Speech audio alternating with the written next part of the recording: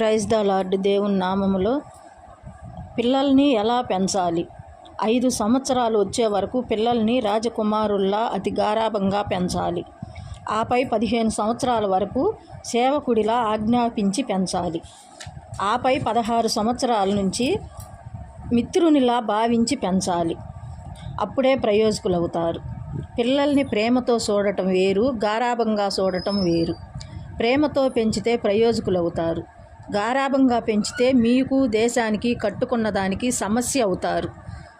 చిన్నతనములో మన తల్లి తండ్రి నుంచి మనం ఏం కోల్పోయామో, ఏ విషయాల ద్వారా జీవితంలో ఈ స్థితికి వచ్చామో గమనించి అవే తప్పులు మళ్ళీ చేసి ఆపై చింతించకండి.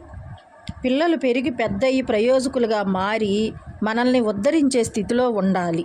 కానీ మనమే వారిని చూసే పరిస్థితి వస్తే ఖచ్చితంగా మనము మన పిల్లల్ని సరైన దారిలో పెంచలేదని అర్థమైపోద్ది.